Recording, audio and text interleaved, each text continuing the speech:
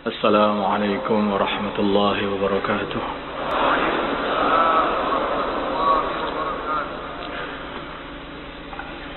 إن الحمد لله نستعينه ونستغفره ونؤمن به ونتوكل عليه ونعوذ به من شرور أنفسنا ومن سيئات أعمالنا من يهده الله فلا مضل له ومن يضلله فلا هادي له أشهد أن لا إله إلا الله وحده لا شريك له وأشهد أن محمدا عبده ورسوله اللهم صل على سيدنا محمد وعلى آل سيدنا محمد وعلى أصحاب سيدنا محمد والتابعين أجمعين أما بعد. Hadirin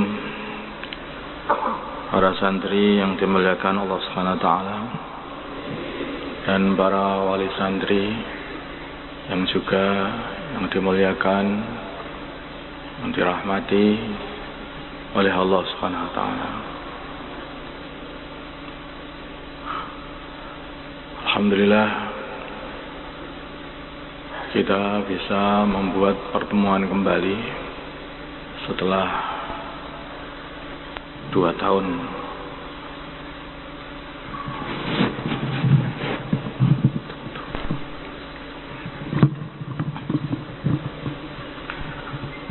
Setelah 2 tahun kita tidak bertemu kayak seperti ini. Tetapi hakikat pertemuan itu adalah pertemuan nanti di telaga Kausarnya baginda Nabi Muhammad SAW. Itulah pertemuan hakikat. Umat baginda Nabi akan berkumpul di sana, di telaga beliau. Beliau telah mengatakan dulu, ana faradukum alal haud. Aku berangkat dulu untuk menyiapkan telagaku menyambut kedatangan kalian semuanya. Dikatakan bahwa telaga baginda Nabi itu begitu besar, dimulai dari sana Syam sampai ke Son'a katanya, atau dari pokoknya begitu besar. Dan juga gelas-gelas yang disiapkan untuk minum umat baginda Nabi ini dikatakan gelas-gelasnya sejumlah bintang-bintang yang di langit. Nanti akan ada rombongan-rombongan yang sowan kepada baginda Nabi Muhammad sallallahu alaihi wasallam. Ada rombongannya para raja-raja yang adil dan bijaksana. Mereka datang sowan baginda Nabi.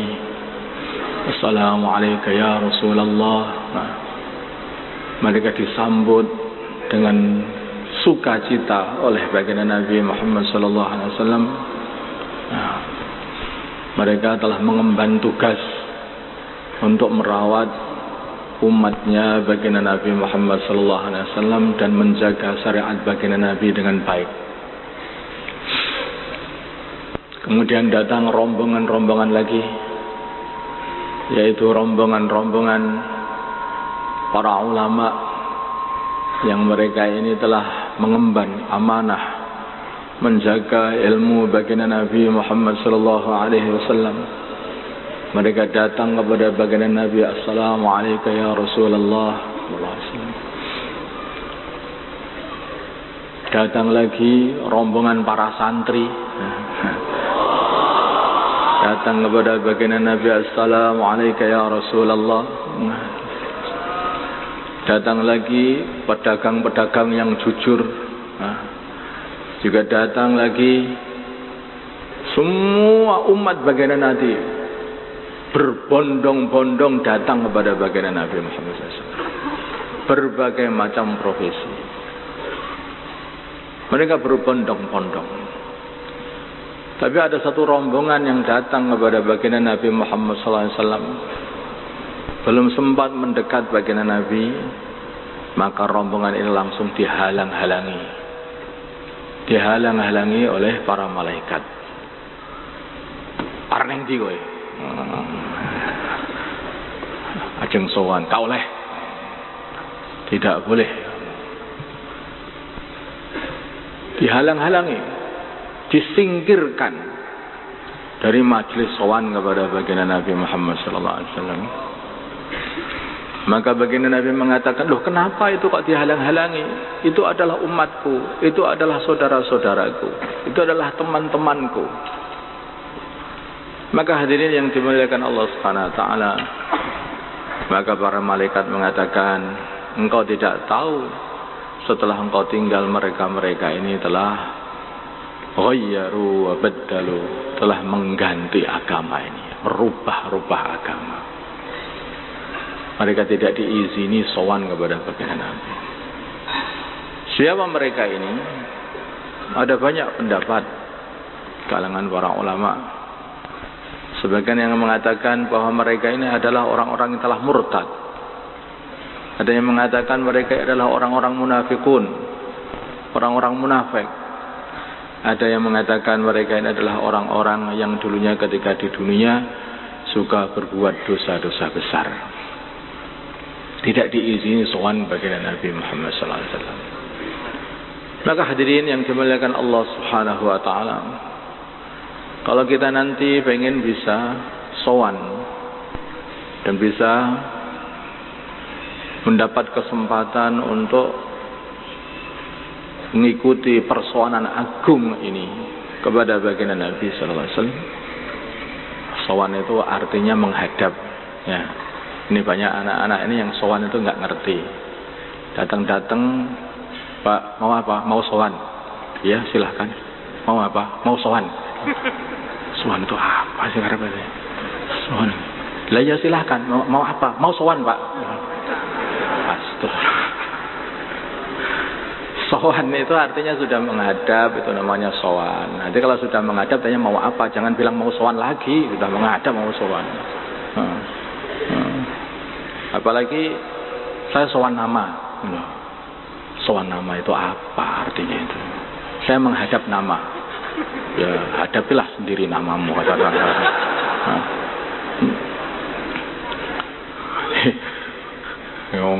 Kalau nggak ngerti bahasa Jawa ya nggak usah ngomong Jawa. Kalau pengen belajar bahasa Jawa itu harus betul-betul yang benar itu. Ya. Nah, kalau kita pengen bisa sowan menghadap baginda Nabi Muhammad sallallahu alaihi wasallam, maka mulai di dunia ini kita persiapkan diri kita. Mereka yang mempunyai hati-hati yang bersih, mereka yang mempunyai amalan-amalan yang hebat, itulah yang mereka didekatkan dengan baginda Nabi Muhammad sallallahu alaihi wasallam. Baginda Nabi pernah mengatakan di antara amalan-amalan yang mendekatkan kepada baginda Nabi Muhammad SAW, yaitu ana wa kafirul yatim kahadain. Saya dan kafirul yatim, orang yang memelihara, merawat anak yatim adalah seperti ini, katanya. Gandeng, bareng, berdampingan dengan baginda Nabi Muhammad SAW. Dan banyak amalan-amalan yang menjadikan kita ini bisa bersama baginda Nabi nanti di sana. Sunnah-sunnah baginda Nabi itu kamu amalkan, yang kecil ataupun yang besar. Kalau amalan kita ini sama dengan amalan baginda Nabi, maka juga akan kumpul bersama baginda Nabi Muhammad SAW di sana. Semua itu hanya tinggal kita sendiri, dan itu hanya bisa dibuat ketika di dunia. Itulah untungnya kehidupan di dunia. Sebaliknya kalau nanti kita sudah sampai di akhirat, kita tidak bisa berbuat apa-apa. Amal seperti apapun di sana tidak akan diterima oleh Allah Subhanahu wa taala. Hadirin yang dimuliakan Allah Subhanahu wa taala.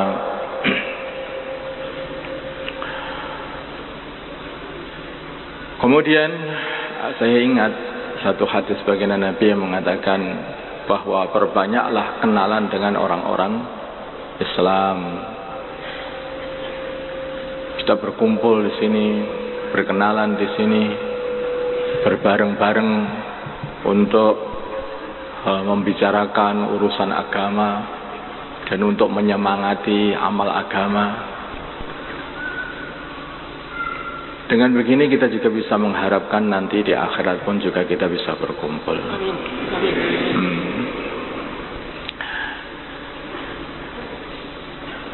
Hadirin yang dimuliakan Allah Subhanahu wa taala. Tetapi kumpulan-kumpulan ini akan ada manfaatnya kalau kumpulan-kumpulan ini selalu disebutkan di dalam kumpulan ini, yaitu zikir kepada Allah, mengingati Allah Subhanahu wa taala. Kumpulan-kumpulan seperti apapun dan sebesar apapun, kalau tidak untuk mengingati Allah Subhanahu wa taala, maka kumpulan-kumpulan ini bukan hanya tidak ada manfaatnya, tapi kadang-kadang malah banyak hisabnya. Tapi kumpulan-kumpulan yang dimaksud dengan kumpulan ini supaya mendekatkan diri kepada Allah, itulah kumpulan-kumpulan yang nantinya itu akan ada manfaatnya untuk diri kita dan untuk semua umat Islam. Contohnya yaitu kumpulan yang dibuat oleh agama, yaitu kumpulan pada hari Jumat. Di kumpulan itu juga ada dalam syariat itu. Setiap hari Jumat kita membuat kumpulan, yaitu kumpulan yang membicarakan urusan agama. Nanti waktu Aid kita membuat kumpulan yang membicarakan urusan agama untuk taqarrub kepada Allah. Ada lagi kumpulan-kumpulan yang selain itu, yaitu seperti kumpulan untuk walimatul urs, yaitu untuk nikahan. Itu juga kumpulan yang disenangi oleh Allah Subhanahu wa taala. Sehingga kalau seseorang itu diundang untuk mendatangi walimah, maka kalau tidak ada uzur syar'i, maka dia tidak boleh menolaknya, harus datang. Kumpulan untuk walimah. Jadi kumpul ini ada baiknya. Ada kumpul ini bisa mendatangkan wali-walinya Allah Subhanahu wa taala, yaitu kumpulnya orang soleh dan solihah. Maka akan muncul dari situ wali-walinya Allah Subhanahu wa taala. Insyaallah ya. Siap.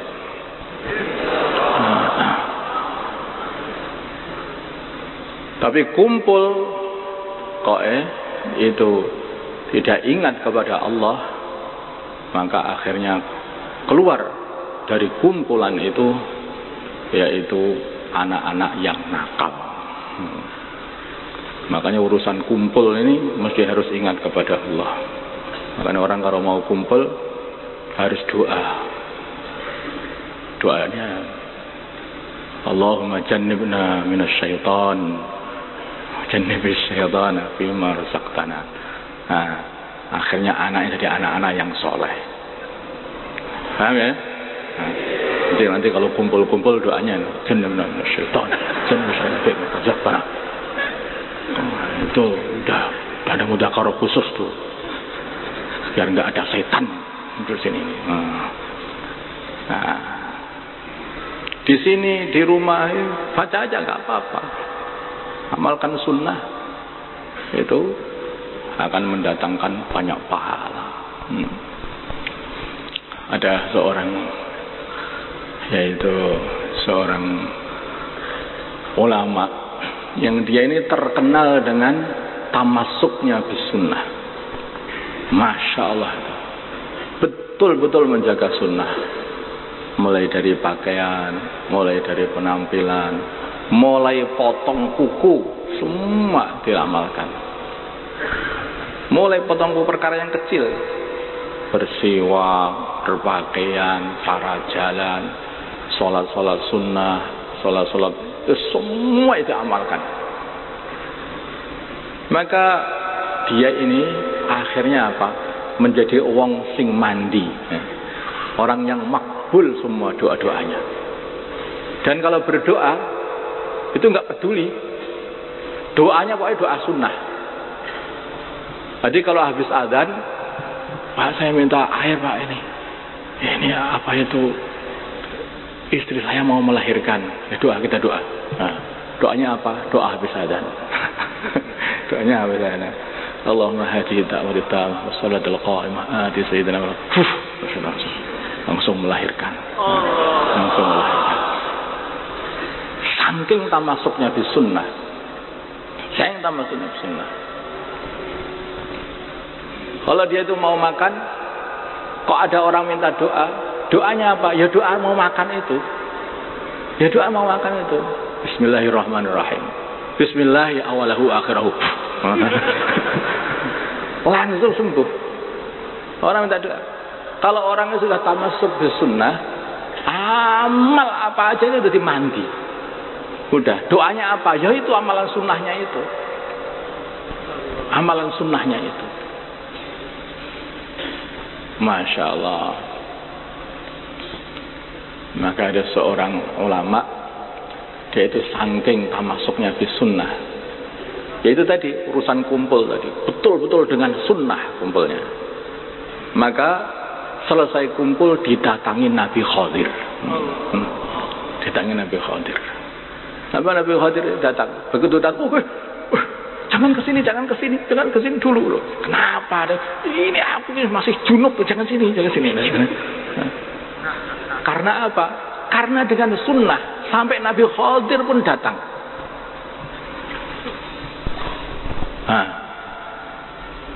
Ada sunnah itu dijaga, betul-betul dijaga. Saya nggak pernah melihat sorban-sorban seperti ini hanya ketika waktu ini saja. Gak ikhlas enggak ya. Ini memang belum ikhlas Pak. Ini baru latihan ikhlas. Oh iya. Tuh. Ini baru latihan ikhlas. Alhamdulillah. Alhamdulillah. Masya Allah. Coba kalau sorbanmu itu kamu pakai, tidak pernah kamu lepas selama 50 tahun. Nah, itu loh. Itu orang yang pingsan aja kamu lepaskan, taruh di mulut, di hidung dia. Bangun seketika.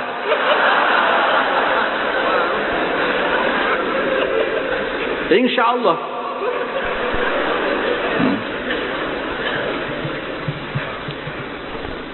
Masya Allah. Itu kekuatan sunnah itu luar biasa.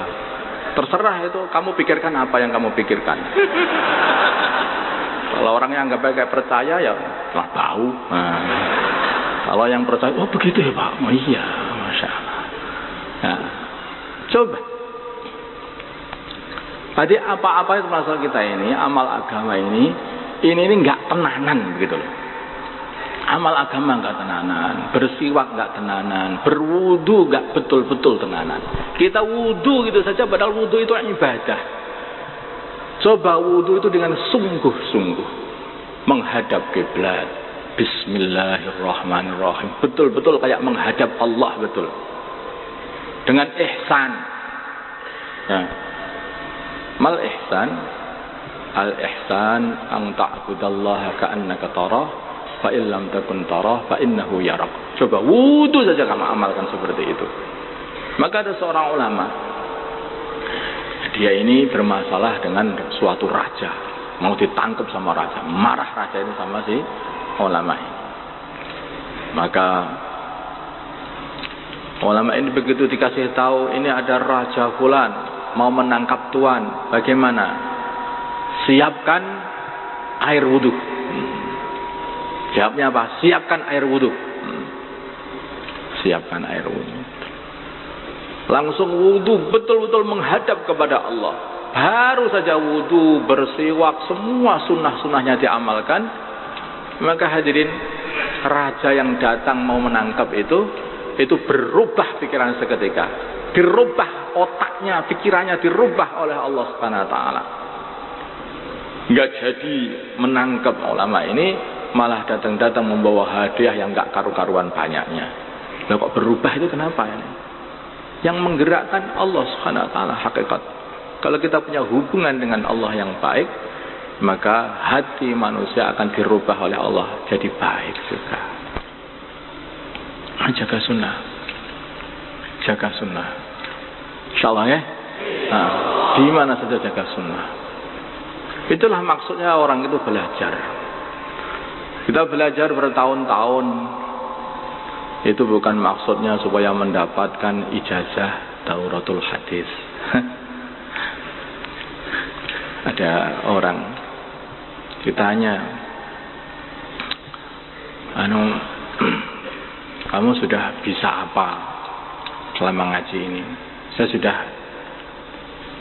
tamat Pak, dauratul hadis. Setiap hari sholat sunnahnya berapa kali Tuan?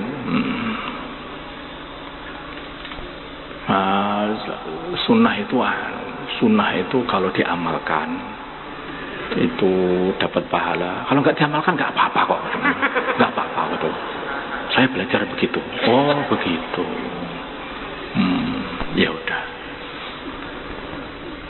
Nah, setiap hari baca sholawatmu berapa ribu? Nggak ada perintah langsung seperti itu, nggak ada. Saya juga ketika sholat itu juga sudah baca sholawat. Assalamualaikum ayyuhan nabi, assalamu alayna wa ala ibadillahi salihin. Waktu tasyahud itu. Ya.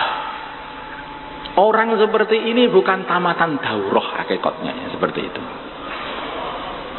Orang itu namanya tamat itu kalau sudah mempraktekkan semua ilmu yang dia pelajari dari kelas 1 sampai daurah, itu namanya itu dia itu orang daurah.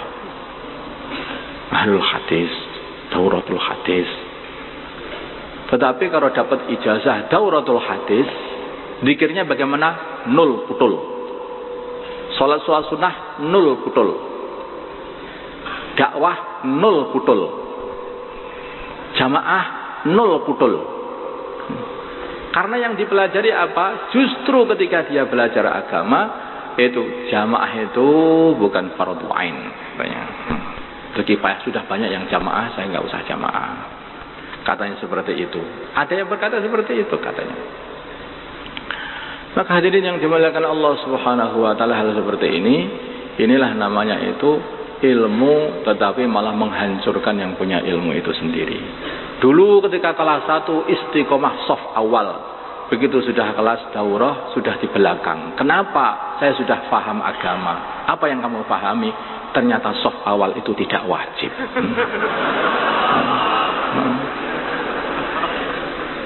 Soft awal tidak wajib. Oh, udah paham? Paham, mantap Pak saya itu. Astagfirullah. Sekarang pahami juga. Kamu pahami itu di kitab fikih itu. Nikah itu wajib, mubah atau sunnah? Ayo. Mubah Pak. Lah kenapa kamu lakoni? Gak usah nikah. Mubah saja loh. Yang sunnah saja kamu tinggalkan, bagaimana yang mubah tidak kamu tinggalkan?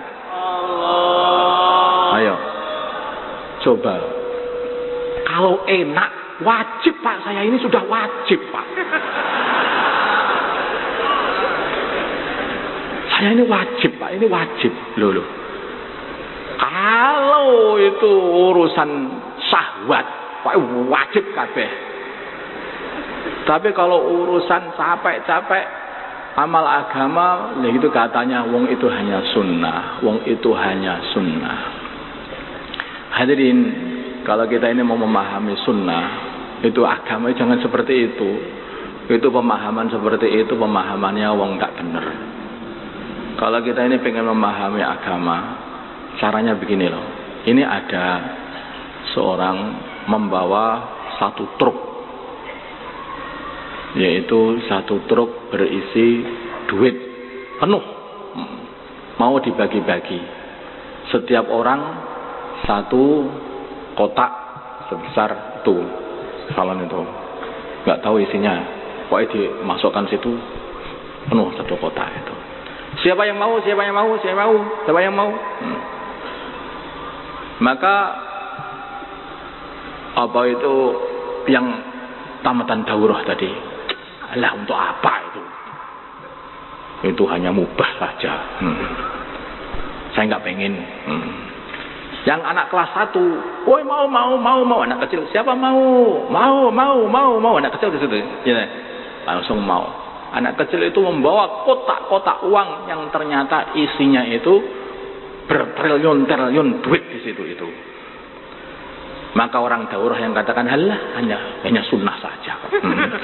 Itu ndomblong loh. Mendadak dia akan merasa rugi yang luar biasa. Begitu tahu ternyata isinya itu adalah duit yang banyak. Itulah kalau kita itu kelewatan satu sunnah. Sebetulnya begitu. Kita telah kelewatan begitu harta yang banyak, harta yang betul berharga. Surga itu, subhanallah, begitu saja. Itu lebih baik daripada seluruh kerajaannya Nabi Sulaiman loh. Itu nilainya surga. Itulah permasalahannya. Kalau orang itu salah fikir, ya toh, akhirnya salah paham. Begitu salah paham, salah praktek memahami. Maka di sini ada ilmu, ada orang yang soleh. Kalau orang soleh dapat ilmu sedikit saja, maka dia itu langsung mengamalkannya. Orang soleh itu. Kalau orang itu nggak soleh, ya, nggak takwa, dapat ilmu yang besar banyak, ya, profesor, doktor, das petak, sama-sama. Itu pun dia itu tidak akan bermanfaat ilmu, justru ilmunya akan merugikan dia nanti di akhirat.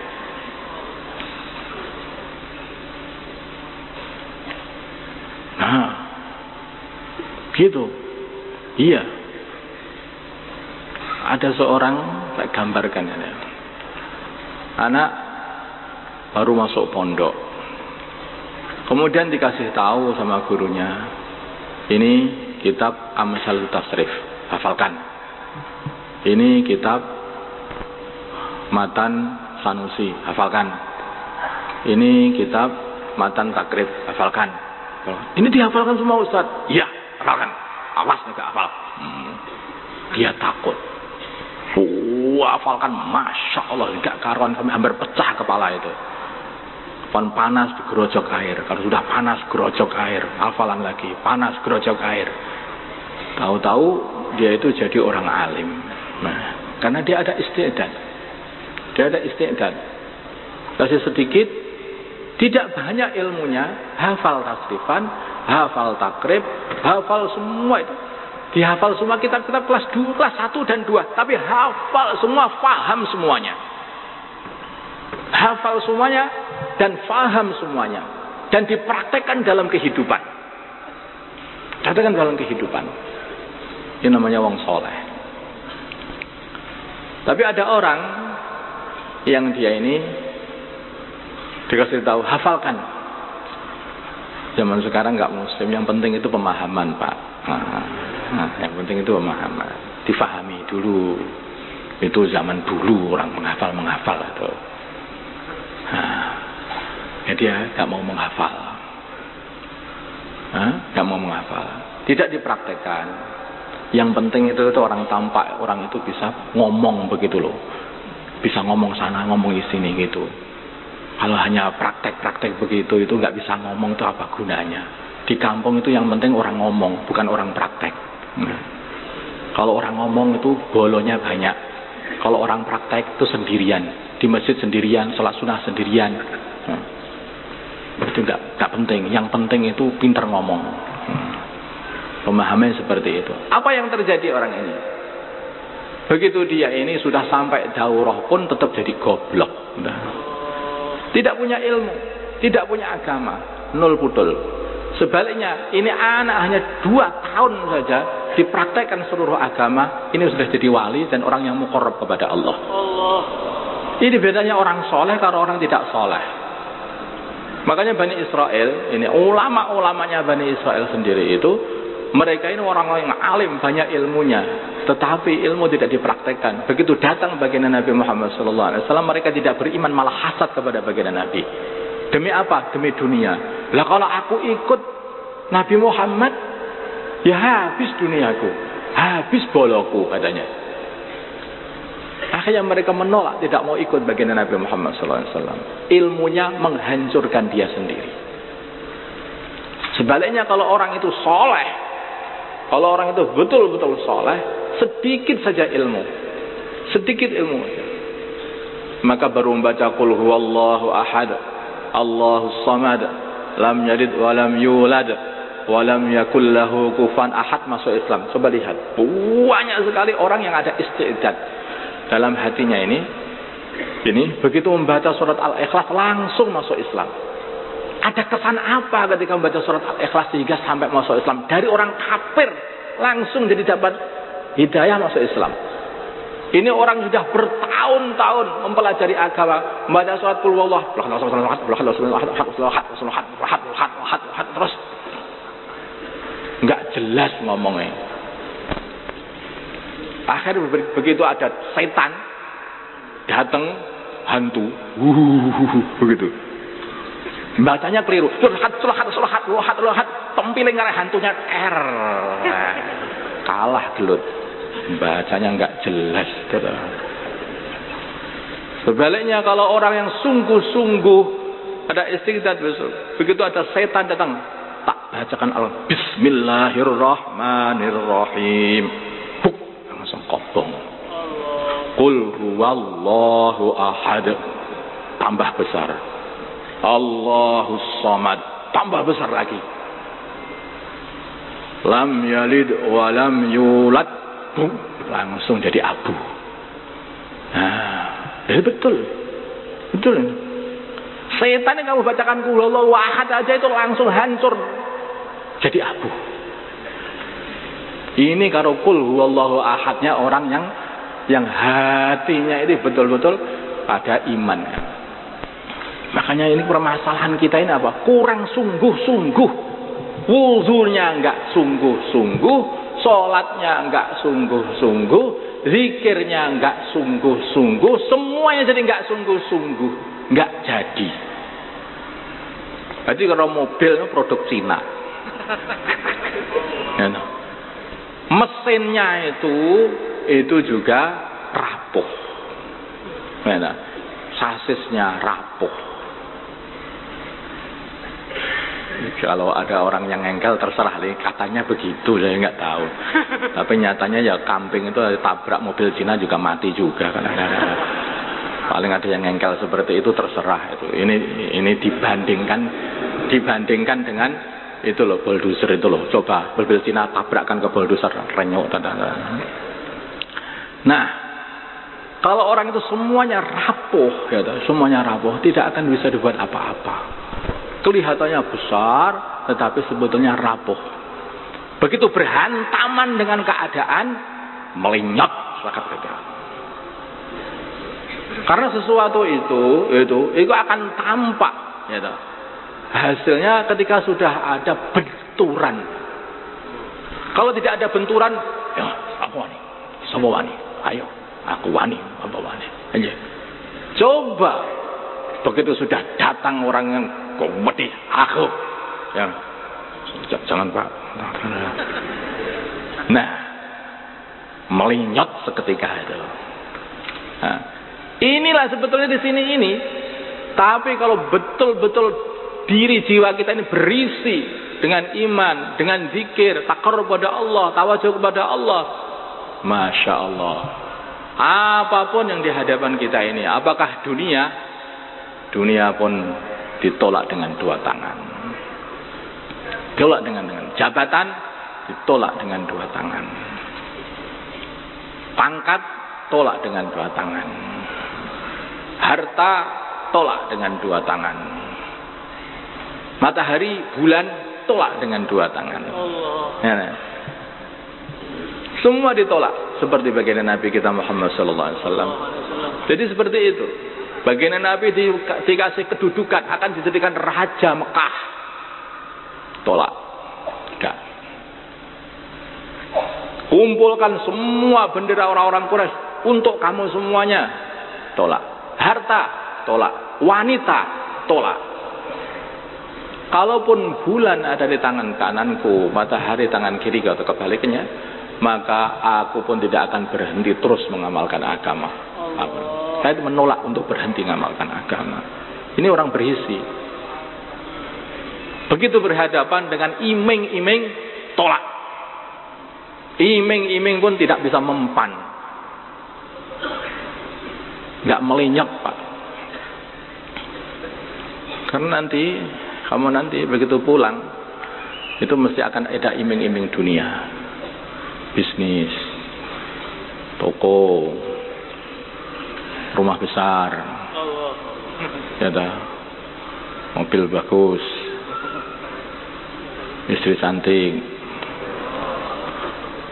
apalagi tanah luas.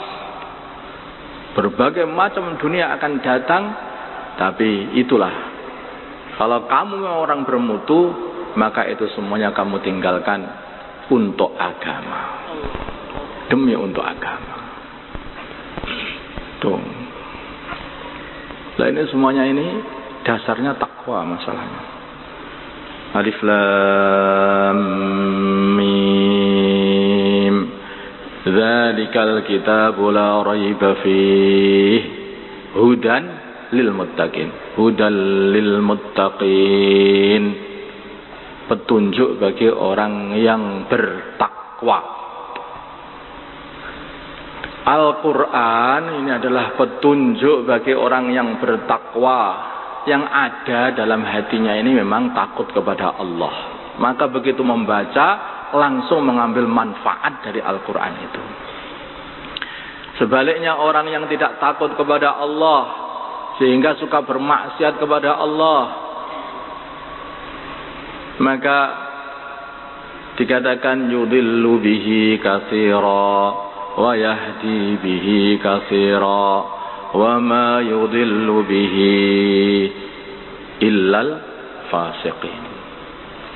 Kalau orang fasik, orang ahli maksiat tidak ada takut kepada Allah Subhanahu wa taala, baca Al-Qur'an itu malah tambah tersesat. Ilmu pada hal ini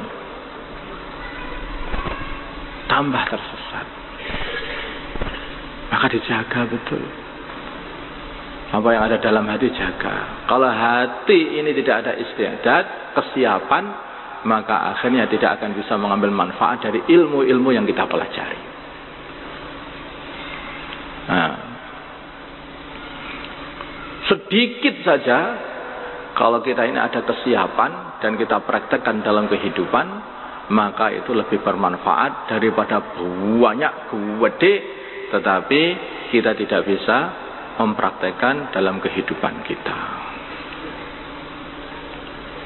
Maka saya masih ingat itu bayanya Kiai Uzairon mengenai ilmu membuat tempe dan ilmu membuat bom atom katanya. Ada dua orang, dia mempunyai ilmu dua-duanya. Satunya mempunyai ilmu membuat tempe. Ini ilmu membuat tempe. Masya Allah, ilmu membuat tempe. Tempe itu enak betul. Ada satu lagi ilmu membuat bom atom. Dia itu membuat, ini buku ini untuk membuat bom atom. Nah, dia biasa aja, tidak begitu menghargai. Hadirin, orang yang betul-betul menghargai ilmu membuat tempe itu, dan dia senang sekali dengan tempe, maka akhirnya dia buat tempe ini. Maka akhirnya dia mempunyai perusahaan tempe. Akhirnya dia ini menjadi usahanya ekspor impor tempe. Nah, sehingga akhirnya seluruh negeri dari 200 lebih negeri yang ada di seluruh dunia ada perusahaan dan cabang toko tempe dia. Nah, akhirnya apa? Dia jadi orang yang hebat, sukses gara-gara tempe. Sedangkan orang yang mempunyai tadi ilmu membuat bom atom, dipegang-pegang, tapi nggak dipraktekkan dan nggak bisa juga kalau mau mempraktekkan. Apa itu? Sementing ini bom atom pokoknya ini. Kalau ada orang-orang tamu-tamunya datang, Tuan, itu tamatan apa? Saya tamatan bom atom. Ini buku saya. Ini ilmu membuat bom atom. Sudah membuat belum? Belum. Jadi di dalam sini ini. Ini kalau tak buat, Masya Allah ini. Gini aja terus aja gitu. Semua orang dipameri. Hanya buku membuat bom atom itu saja. Tidak terjadi bom atomnya, tidak akan jadi tersebar besar, dan dia tidak dapat apa-apa. Hanya dapat, Masya Allah, ini ternyata Tuhan punya ilmu membuat bom atom. Iya. Alhamdulillah sewenang. Iya. Tidak punya apa-apa. Jadi kaya juga tidak. Bisa jualan bom atom juga tidak. Kacang atom aja itu nggak bisa buat itu. Itu nggak bisa, apalagi bom atom. Hal seperti ini ketika kita hanya pengen diakui karena telah membawa ilmu membuat bom atom itu, orang seperti ini nggak ada gunanya. Nggak ada gunanya, hanya pengen diakui. Tapi orang yang membuat tempe tidak pengen diakui. Nggak ada tamu-tamu dikatakan, tamatan apa? Aku tamatan membuat tempe. Nggak ada orang yang berbangga-bangga dengan itu. Tapi dipraktekkan betul, jadi wong sugih. Jadi wong sugih. Nah, ini maksud saya itu. Ini kalau kalian ini sedikit saja itu ilmu yang kamu pelajari ini, tapi betul-betul kalau amalkan, kamu itu akan jadi orang mulia di dunia ini dan juga di akhirat. Sebaliknya kalau ijazah kamu itu tadi setelah kamu peroleh, hanya kamu, inilah dauratul hadis, ini takhusus. Tunjuknya seperti itu. Apa? Ya hanya itu saja. Ditanya apapun juga nggak bisa. Tanya pun juga nggak bisa. Nol pudul. Tidak ada manfaatnya. Kalau tidak dipraktekkan dalam kehidupan, tidak ada manfaatnya semuanya itu. Tidak ada manfaatnya kalau tidak dipraktekkan dalam kehidupan. Masya Allah, kita ini sudah banyak salah kalau kita lihat.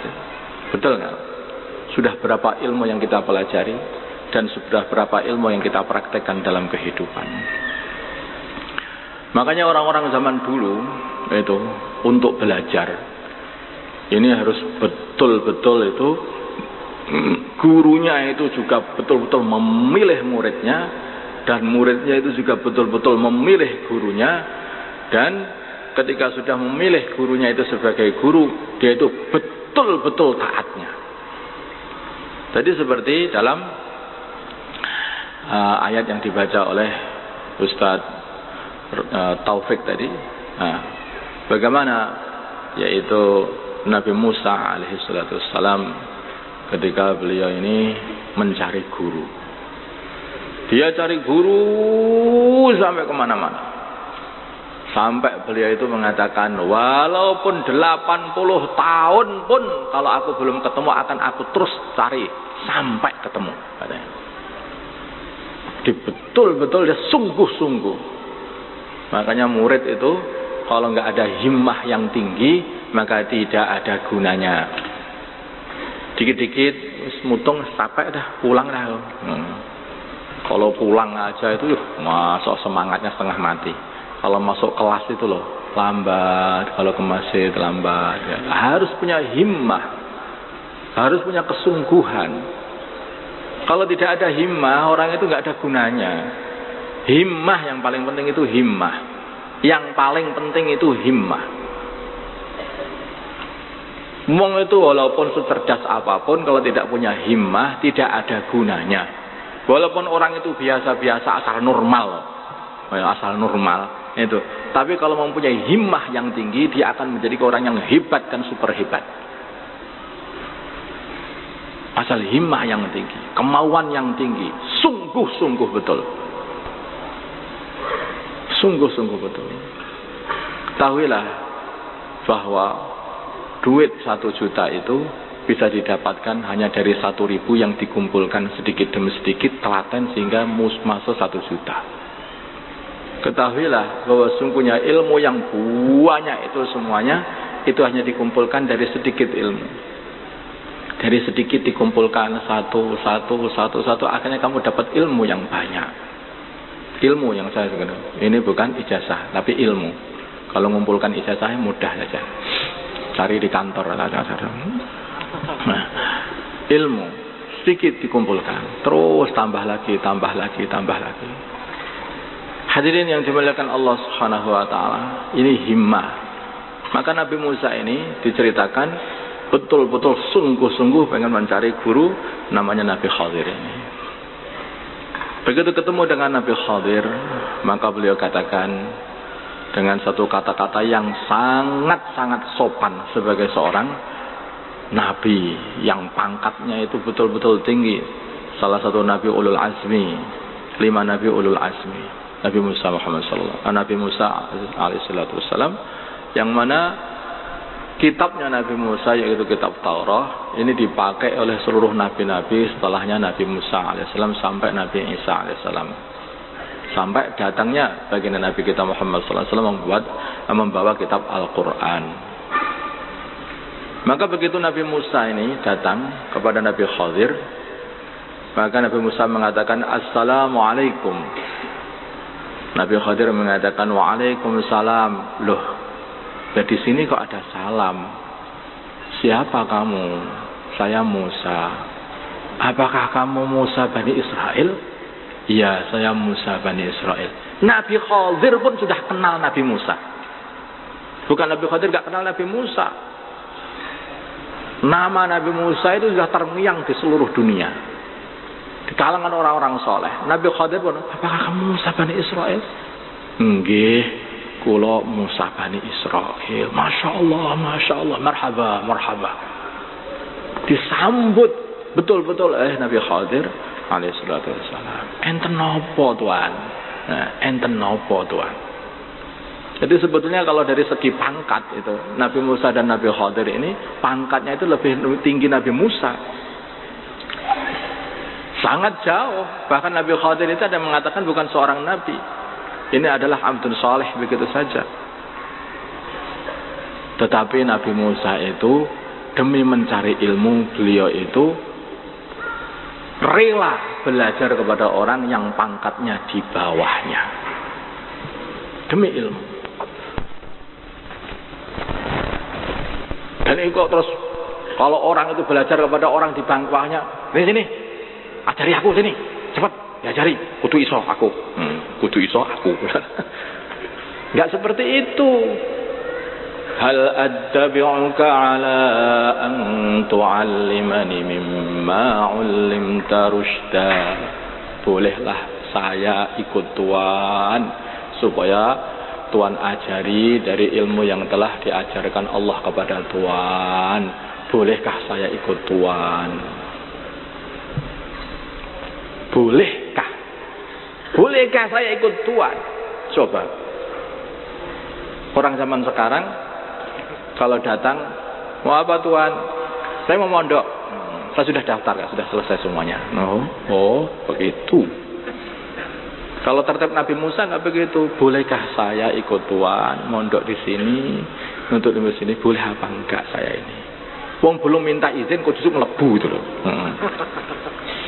Coba bayangkan bagaimana orang zaman dulu, orang soleh dulu itu mau mondok itu, mau belajar itu izin dulu sama gurunya. Saya ikut program. Saya kalau dengar seperti itu, alangkah jauhnya antara Nabi Musa yang sehebat itu ya, dengan orang yang selemah ini. Nabi Musa orang hebat, dari fisiknya kuat, jotos wong pisan mati aja. Subusnya kuat, orangnya cerdas, sudah enggak ada cacatnya, sempurna. Tetapi begitu mau belajar ilmu, bolehkah saya ikut Tuhan? Sedangkan kita ini begitu lemahnya, begitu pengecutnya, dan begitu enggak beraninya, dan kalau berantem mesti kalah. Nah, tapi datang-datang, saya sudah selesai semua, sudah daftar, saya masuk, dah beres. Terus programnya gimana? Programnya terusnya bagaimana terusnya? bagus. Semangat ini berada. Hadirin yang dimuliakan Allah Subhanahu wa taala. Makanya itu hasil daripada yang dicapai sangat berbeda. Karena awalnya juga berbeda. Ini juga masuk dalam kategori man asyraqat bidayatuhu asyraqat nihayatuh. Kalau mulainya itu memang sudah bagus ya toh. Nanti akhirnya itu jadi bagus. Mulainya itu bagus, akhirnya jadi bagus. Nah, ini juga bisa masuk ke situ itu juga. Hadirin yang dimuliakan Allah Subhanahu wa taala. Maka Nabi Khadir itu, Nabi Khadir, beliau mengatakan, qala innaka lam tastati'a ma'iya sabra wa kaifa tasbiru ala ma lam tuhid bihi khubra. Jenengan mboten saged sabar mengke apa saged ngono iki bareng diceritakne teng panjenengan kok terus mengke apa saged masalah niki diuji. Coba kalau diuji, saya pengen mondok Pak, bagaimana Pak persyaratannya? Oh nggak bisa, nggak kuat ini betul-betul ilmu yang susah sekali. Ini hafalan harus begini, malam harus bangun tahajud istighosah, itu pagi juga terus ayat khirzi, dan itu nggak boleh bangkong. Nanti nyuci juga nggak ada waktu nyuci hanya setengah jam. Makan pun harus makan bersama. Kalau sudah kelewat makan, kamu nggak akan bagian sehari penuh nggak akan makan. Sampai begitu Pak, ya udah Pak, nggak jadi, pulang saja saya Pak. Model orang seperti itu nggak akan dapat ilmu. Tapi Nabi Musa dikatakan, kamu nggak sabar, nggak kuat Tuhan, kau nggak kuat. Tapi Nabi Musa mengatakan, Masya Allah, Qala satajiduni insya Allah sabira wala a'si laka amra. Semangat. Dari awal tadi sudah mengatakan, walaupun 80 tahun satu hukum pun, aku akan cari guru itu sehingga aku bisa mengambil ilmunya. Semangat. Nah, begitu dia ini sampai dikatakan nggak sabar, insya Allah sabar. Kuat aku. Begitu dari awal itu sudah semangat. Maka hadirin yang dimuliakan Allah Subhanahu wa taala. Begitu Nabi Khadir melihat ini orang yang pengen mencari ilmu, beliau begitu semangat, maka Nabi Khadir, oh nggih nek ngoten bismillah. Mari ikut kemana? Yes, ikut. Jadi namanya murid itu bisanya itu ikut gurunya. Nabi Musa itu bukan buat program, tetapi yang membuat program adalah gurunya. Ada loh murid itu membuat program. Sini aja Pak, begini aja Pak. Ini Pak. Ini sudah libur saja Pak, besok Pak libur. Apa murid membuat program? Yang membuat program itu gurunya. Murid itu ikut.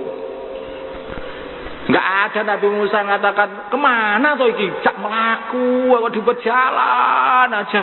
Capek aku." Enggak ada, wis ikut aja.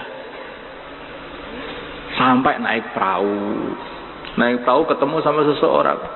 Lah, jenengan to Nabi Khadir? Iya. Nggih monggo, mboten sah bayar, monggo tak seberang nih. Nah. Begitu diseberangkan, paham enggak bahasa Jawa tuh? Wah, kayaknya paham, setengah-setengah paham, sowan katanya. Tinggal sowan katanya. Ya dah. Jadi ya nanti kayak seberangkan. Nabi Khadir dikenal itu di kalangan situ itu. Maka akhirnya nyebrang. Begitu sudah sampai, lah kok perahunya ini dilubangi sama Nabi Khadir. Nabi Musa ngikuti saja ngelihat, loh, kita ini sudah ditumpangkan gratis. Selesai numpang gratis, lah kok perahunya malah dirusak. Akharaqtaha lituriqa ahlaha laqad ji'ta syai'an imra. Mbok jenengan bolongi ben klelep ngoten to sing duwe niku. Nggih. Mulai. Ini perkara gede lho niki. Laqad ji'ta syai'an imra. Perkara besar ini. Biar tenggelam. Nah, kan kowe gak sabar, kamu kan gak sabar kan? Oh iya, lupa. Jangan marah, Tuan. Jangan marah, Tuan. Saya itu lupa. Gak masalah. Guru itu harus sabar dengan santri. Santri yang apa itu usal-usul ini yang harus sabar. Ini juga untuk guru. Jadi guru itu harus sabar. Kalau guru itu nggak sabar, itu akhirnya santrinya nggak akan bisa jadi guru. Atau santrinya nggak sabar semuanya. Kalau santrinya nggak sabar, jadi nggak sabar semuanya, nggak jadi guru semuanya. Karena setiap santri itu nggak sabar, nggak jadi guru. Aku mau langnya apa? Mau gel itu santrinya lah. Nggak jadi guru lah katanya. Nggak jadi guru.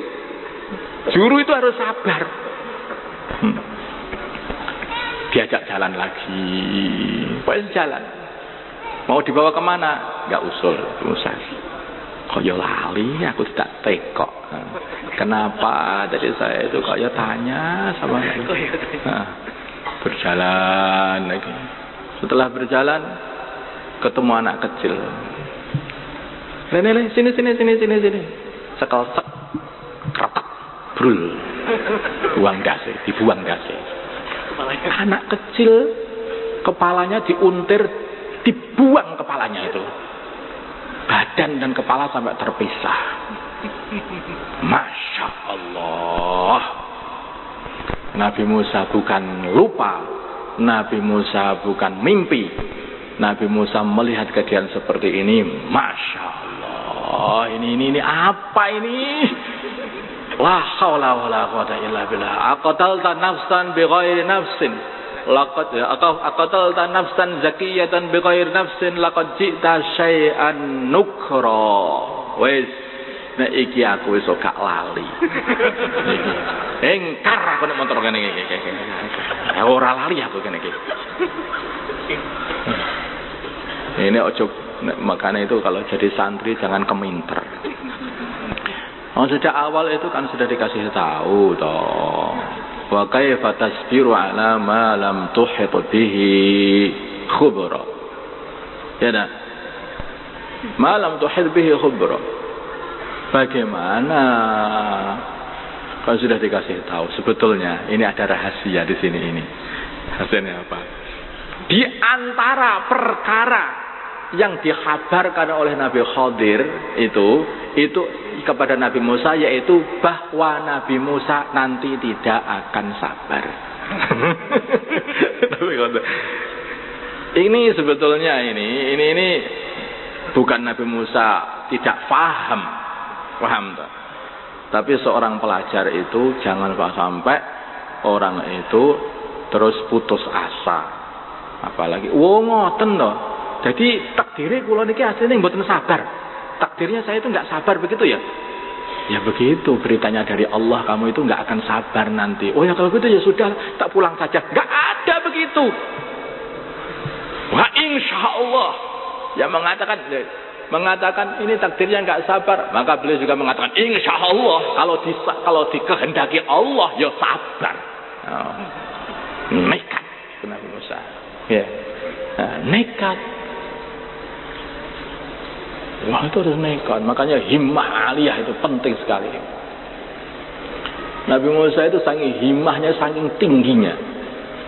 Beliau itu pokoknya ini Bani Israel akan saya bawa sampai ke Palestina. Dah, bawa ke sana. Datang malakul maut. Ini cerita yang tak potong dulu.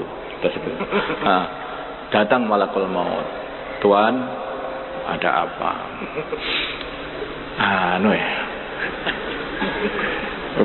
Malaikat. Ya ini kan adabnya itu ngomongnya gimana? Kan nggak enak mau ngomong sama Nabi Musa. Mungkin malaikat itu kan. Itu. Ini loh, sama Gusti Allah diajak berangkat ya sampean. Diajak berangkat. Berangkat kemana? Ya sana. Pukul langsung malaikat. Gitu. Dipukul sampai Nabi Musa dikatakan sampai membutakan mata malakul maut. Orang lagi berangkat tengah semangat mau berjuang dihalang-halang. Semangat orang itu. Nanti kon mati moh. Seru aja. Nanti kon mati moh. Semangat.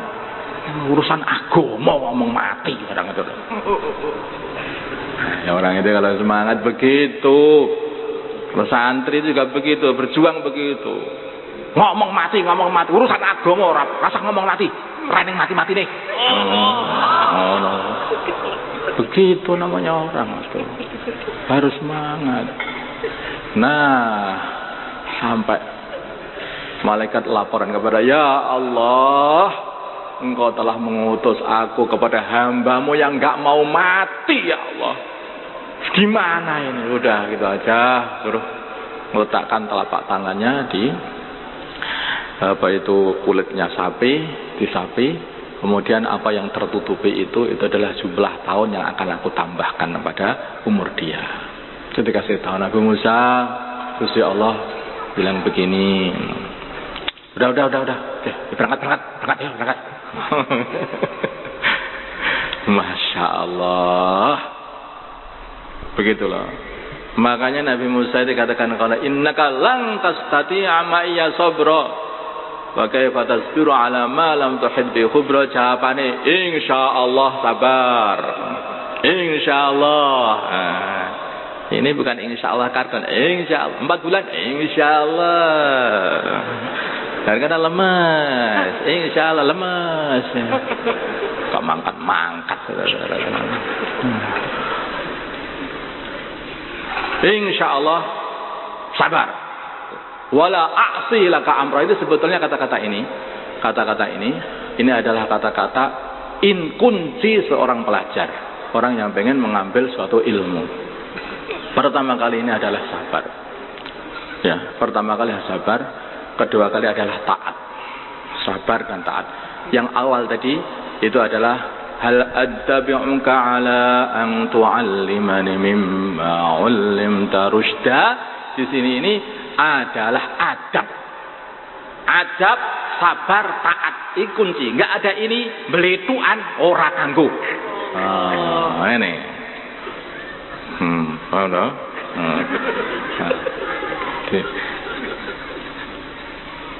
Apa ke jenenge? Adab, sabar karo taat. Wala a'si laka amra abadan. Ini syaratnya ini kalau nggak ada ini satu dari 3 syarat ini kok tidak ada, tidak akan mendapatkan ilmu. Nah, terus nanti ada dalam perjalanan itu deh pertama kali, yaitu tidak boleh lupa, dijaga jangan sampai lupa. Yang kedua kali jangan ingkar. Jadi ketika orang itu melihat gurunya itu berbuat perkara yang tidak kamu pahami, maka jangan ngomel. Jangan ngomong. Yang kedua kali tidak boleh apalagi ingkar. Ini luwih nemen.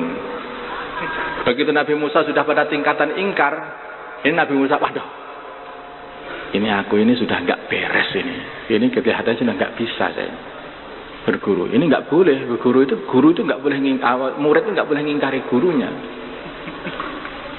Maka Nabi Musa langsung ketika dikatakan oleh Nabi Khadir, lah kan nggak sabar kan?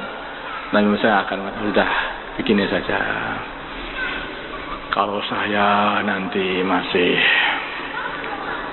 sa'altuka an syai'in ba'daha fala tusahibni. Qad balagta min ladunni udra. Kalau aku nanti masih bertanya lagi, ya kan nggak boleh bertanya, persyaratannya itu. Kalau aku masih bertanya lagi, ya saja, saya dikeluarkan saja jadi murid. Ya, saya dibuang saja. Fala tusahibni, saya dibuang saja Tuhan. Jadi Nabi Musa pun nggak berani, kok lari dari gurunya itu nggak berani. Ini murid kok lari dari gurunya, pelencing hilang. Mulet beling ya pelentang-pencing terus. Sluman-slumun niki sluman-slumun selamat. Kowe gak sluman-slumun selamat. Mingko biasane sluman-slumun memet kowe akhirat. Kaene ngono akhirat. Nah, terus beliau mengatakan sendiri, Tuhan, kalau saya tanya lagi, buang saja saya, keluarkan saja saya, buang. Nah, saya itu kelihatannya memang gak cocok, buang saja, gak berani. Kalau saya bertanya lagi, saya tak lari saja, loh enggak, lari dari guru itu berbahaya. Tapi keluarkan saja saya, pulang tanpa izin. Nah, itu sehingga betul begitu beliau ini sampai ke satu kampung. Maka pada kampung itu minta makan, minta dijamu, diterima sebagai tamu. Tapi mereka orang kampung itu tidak mau menerima Nabi Musa dan Khidir sebagai tamu, tidak mau menjamu makan. Nabi Musa itu ini orang kampung ini orang jan megel nih tenan. Di mana-mana itu namanya musafir itu mesti diterima sebagai tamu, dijamu. Di mana saja seperti itu. Ini orang ini kok kampung ini kampung buruk sekali. Orangnya buruk kampung ini, tidak kampung soleh. Tapi begitu Nabi Khidir ini bertemu ada tembok yang mau jatuh, maka didirikan lagi. Bukan hanya itu, sebagian riwayat mengatakan itu mereka menata batu batanya itu berdua sama Nabi Musa. Tadi ditata satu-satu, didandani lagi, dilepok satu-satu sampai berdiri. Ya, ada sebagian yang didirikan sama tangannya itu langsung berdiri. Nah, ada lagi surat ditata, dengan susah payah. Menata batu bata itu sampai temboknya itu berdiri kembali. Sehingga Nabi Musa mengatakan, mbok yao minta opah biar dapat makan kita. Nah, gak sabar lagi, ini waktunya perpisahan. Ada firaqu baini wa bainak. Ini begitu. Maka hadirin yang dimuliakan Allah Subhanahu wa taala, inilah sebetulnya itu pokoknya namanya murid itu harus betul-betul apa saja arahan gurunya itu disuruh ngafal, suruh maham, suruh masuk kelas, suruh ada guru nggak ada guru tetap tinggal di kelas, suruh mutolaah ya mutolaah, jangan sampai keluar di kelas. Ini betul-betul itu dijaga sampai 8 tahun paman seperti itu. 10 tahun, maka sampai 10 tahun. Nanti itu pulang-pulang itu akan mendapatkan ilmu. Sebaliknya, kalau apa saja tentang masuk kelas tidak mau masuk kelas, suruh jamaah tidak mau berjamaah, disuruh menghafal tidak mau menghafal, disuruh mutolaah tidak mutolaah, malah jagongan sama temannya itu. Jadi bukan 8 tahun mutolaah kitab, tapi 8 tahun jagongan sama temannya selama ini. Nah, inilah yang menjadikan akhirnya jadi kita ini jadi kayak gak belajar selama sekian tahun. Insyaallah ya. Itu yang sungguh-sungguh. Apa tadi? Adab, sabar, taat. Adab, sabar, taat. Dan di dalam menjalankan apa itu belajar ini harus selalu jaga. Jangan bertanya. Bertanya itu artinya apa? Bertanya itu artinya bukan, bertanya itu artinya ingkar. Nah, kenapa kok begini, Pak? Kenapa kok ono? Ini salah loh, Pak. Ini jadwalnya kudu enggak usah bertanya, sudah diam. Ini kamu hafal ini, kenapa kalau harus suruh menghafal? Jangan bertanya seperti itu. Jangan bertanya karena ingkar, bukan seperti itu. Maka kalau disuruh langsung nanti diamalkan begitu saja. Bukan bertanya maksudnya itu masalah urusan pelajaran. Pak, saya belum paham ini maksudnya itu kok ini kok alamatnya kok alamat fathah, ini nasabnya alamat fathah itu sebabnya apa, Pak? Ini jangan gurunya jangan bertanya. Yang muridnya goblok kabeh nah.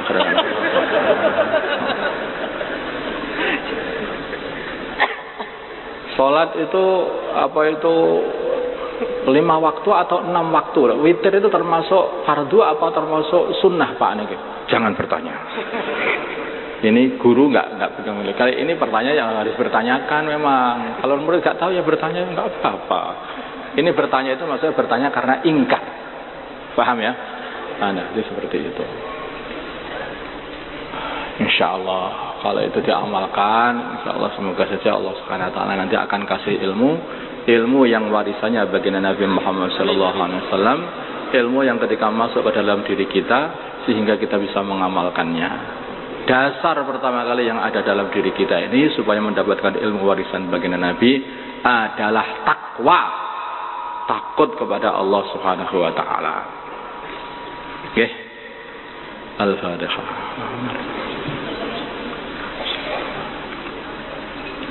اللهم صل على سيدنا محمد وعلى آل سيدنا محمد وصلى على سيدنا إبراهيم وعلى آل سيدنا إبراهيم وبارك على سيدنا محمد وعلى سيدنا محمد وبارك على سيدنا إبراهيم وعلى آل سيدنا إبراهيم في العالمين إنك حميد مجيد اللهم انفعنا بما علمتنا وعلمنا ما ينفعنا وزدنا علما الحمد لله على كل حال نعوذ من حال أهل النار اللهم ربنا زدنا ولا تنقصنا وأكرمنا ولا تهنا واسترنا ولا تفضحنا وآثرنا ولا تؤثر علينا وامكرنا ولا تمكر علينا وكلنا ولا تكن علينا اللهم إنا نسألك من خير ما سألك منه عبدك ورسولك ونبيك محمد صلى الله عليه وسلم ونعوذ بك من شر ما استعاذك منه عبدك ورسولك ونبي محمد صلى الله عليه وسلم ربنا آتنا في الدنيا حسنة وفي الآخرة حسنة وقنا عذاب النار صلى الله على سيدنا محمد النبي الأمي وعلى آله وصحبه وسلم والحمد لله رب العالمين.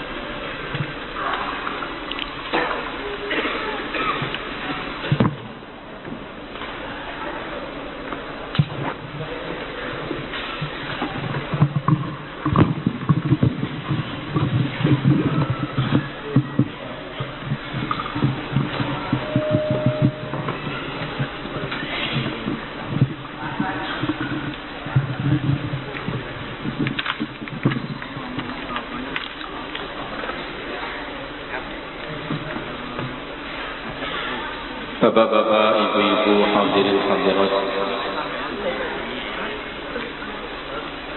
serta jemaah yang dirahmati